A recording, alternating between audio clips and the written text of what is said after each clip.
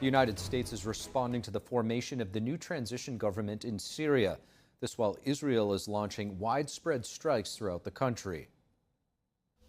The rebel group that toppled President Bashar al-Assad's regime in Syria vowed to pursue Assad officials who were involved in the torture of Syrians. The group said their transition government will publish a list of officials involved in war crimes and extradite them back to Syria. And the rebel group appointed a close ally as caretaker prime minister of the government until March. The U.S. has designated the group, known as HTS, as a foreign terrorist organization since 2012. But the Biden administration said Tuesday it will recognize and support a new Syrian government. That is, as long as the leadership renounces terrorism, destroys chemical weapons stockpiles, and protects the rights of minorities and women. The State Department has not ruled out talks with the main Syrian rebel group. The Biden administration continues to target ISIS in Syria to prevent that terror group from reemerging as an international threat.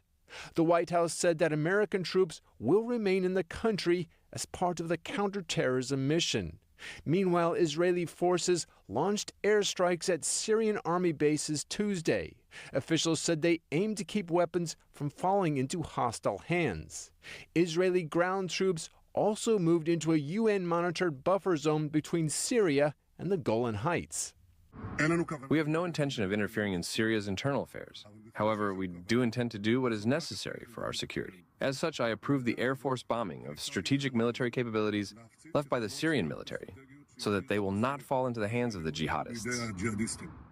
The defense minister has ordered Israeli forces to create a sterile defense zone in southern Syria.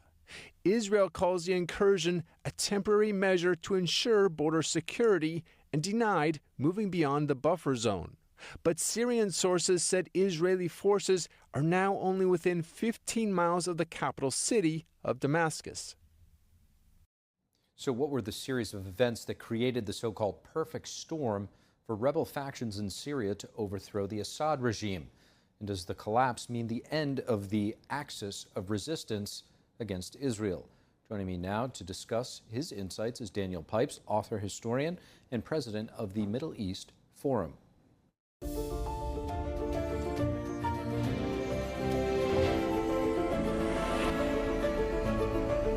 Daniel Pipes, thank you so much for joining. My pleasure.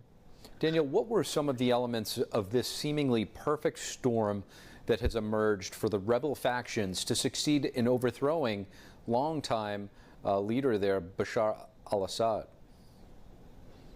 Well, three things came together. The Russians focused on Ukraine, the Iranians weakened by their connection to Russia and their fighting with Israel, and thirdly, of course, the Israeli devastation of Hezbollah, one of the main factions supporting Assad on the ground. So the three supporters of Assad are all distracted or weakened, and the Turkish-backed HTS, Hayat Tahrir al-Sham, thought it was the right moment to go ahead, and they've been waiting for this moment, and they picked the right time, and it was extraordinary. In something like 10 days, it went from a tiny corner of Syria to take over much of the country, not all of it, but a great deal of it. Now, Iran has suffered a series of defeats over the past few years, from the U.S. killing of General Soleimani in 2020 to Israel's killing of Iranian and Hezbollah senior leaders. Now the situation we're seeing in Syria unfolding. Are we perhaps seeing the end of this sort of axis of resistance in the Middle East? The Iranian axis of resistance has certainly taken a bunch of body blows, and it might not survive. You could be correct. On the other hand, Turkey, rogue Turkey, once a close ally, is now going very strong. And I worry that Turkey is a more powerful state than the Iranian government, and that the Turks are more clever than the Iranians when it comes to the Islamist ideology. And now they have a winning force in HTS. and that they now have an opportunity in Syria to build the kind of extremist government that Recep Tayyip Erdogan, the president of Turkey, has not been able to build in Turkey, because in Turkey is hemmed in by institutions that are about a century old. But in Syria, it's anarchy. And the Turks dominate. And I worry that we will be nostalgic for the battle days of Bashar al-Assad when we see what comes. Now, it could be that the HTS has reformed, as it claims to have done, that it's no longer the extremist movement that it once was, associated with al-Qaeda. But I wouldn't put my bets on that. I think that's a charm offensive, and we're in for big trouble. So I'm more pessimistic than optimistic. Even though it's great to see the Iranians push back, I worry about the Turks push forward. Now, for its part, Israel has been striking and destroying strategic capabilities in Syria over the last few days. The Israeli defense minister today saying its military has destroyed Syria's navy overnight. How significant is it that Israel is seizing this opportunity at this given moment? The Navy, and also, according to the Israelis, the Air Force. In one sense, this is striking, to watch a significant power of the Middle East just not have a military. On the other hand, it is part of a larger trend, which is that the Arab states, which were the main enemies of Israel decades ago, are no longer enemies of Israel. Not Egypt, not Saudi Arabia, not Jordan, not Syria, not Lebanon. These are really not major factors. It's Iran, it's Turkey, it's the Islamists worldwide, it's the global left, but not the Arab states. So the Israelis have taken the opportunity to destroy the offensive capabilities in Syria. But once things sort out in Syria and a new government emerges, I don't think the Israelis will have this kind of free hand. And if my worries are correct, that HTS is very radical and also under the influence of the Turkish government, I think we'll see a significant power emerge. As I said before, the battle days of Bashar al-Assad will look pretty good compared to the even worse new days of HTS and Turkey. Syria was the only Arab country really to back Iran during its war with Iraq in the 1980s under Assad's father. Iran reciprocated by supporting Syria financially with weapons in its civil wars throughout the years. Why Iran is distancing itself from Assad now is a question. And what does this mean for that decades-long friendship between Syria and Iran? I don't know that the Iranians have much of a choice, but to distance themselves from their losing partner, who's now somewhere in Russia, they need to make amends and try and find friends in the new crew. The Russians are doing the same. They start from a very weak spot, but you and I would do the same if we had such a tremendous defeat. This is a big defeat for Iran, no doubt about it. And there might well be factions in the Iranian leadership that say, we have enough problems at home. We've got economic problems. We've got, this is an empire, this country of Iran, and we need to worry about the majority of the population that's not even Persian.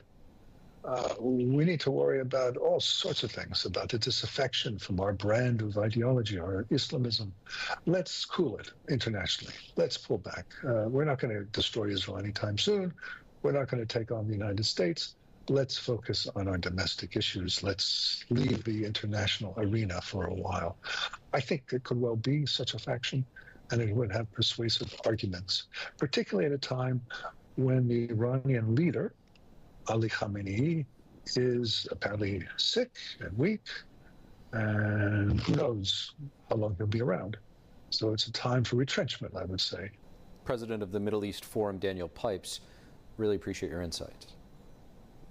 Thank you. And turning now to Capitol Hill, where the House tonight passing a piece of bipartisan legislation aimed at countering threats from, yes, the Chinese Communist Party. The bill, titled the Shield Against CCP Act, was introduced by New York Democratic Congressman Tom Suozzi. The bill would establish a working group within the Homeland Security Department focusing on a wide range of China-related issues, including terrorism, cybersecurity, and border and port security. The CCP has an ongoing transnational repression campaign against those of us living in the United States that includes dissidents and religious minorities such as Falun Gong practitioners in the Uyghur Muslim community. In a statement, Congressman Suozzi said, quote, "The threats to our homeland from the Chinese Communist Party should deeply concern every American." Human Rights Day is observed every year on December 10th. Secretary of State Antony Blinken today delivering remarks at a ceremony honoring human rights defenders. President Biden also weighing in.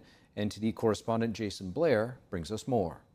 Secretary of State Antony Blinken delivered remarks at an awards ceremony in Washington, D.C. in honor of Human Rights Day and those who work to protect them. Everyone, everywhere, is entitled to these rights, including people in the United States.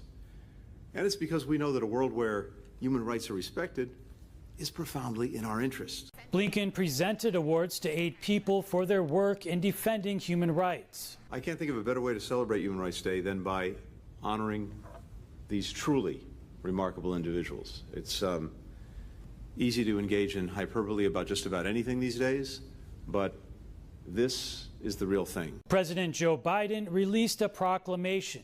He said on Human Rights Day and during Human Rights Week, we recommit to upholding the equal and inalienable rights of all people. America was founded on an idea that every person is created equal and deserves to be treated equally throughout their lives. Human Rights Day was created by the UN in 1948 after World War II. It was formed in response to the war's atrocities, which included the Holocaust. The intent was to establish a common standard of human rights for all nations. And I also caught up with some congressmen for some comments on human rights. One rep specifically called out the Chinese Communist Party for their ongoing abuses. What we've witnessed in Xinjiang province is really underscores why we need moral clarity in the competition with China. And what has happened with the Uyghurs is Exhibit A of the immorality of the Chinese Communist Party. We need to continue to highlight that. You know, America hasn't always got everything perfect, but we always try to. We always look in the mirror, look reflectively, and say, where can we do things better? And that's an example that I think we set better than anybody else. The first Human Rights Day was formally observed in 1950, but the U.S. first observed it in 1949 with a proclamation by President Harry Truman. Reporting in Washington, D.C., Jason Blair, NTD News. And U.S. Ambassador to China Nicholas Burns also releasing a video statement for Human Rights Day. The ambassador saying the U.S. calls on the CCP to halt its ongoing abuses. We reiterate our deep concern about the PRC's restrictions on fundamental freedoms and its use of transnational repression. Thank you for watching the Capitol Report. If you want to see our full broadcast, check us out at epochtv.com.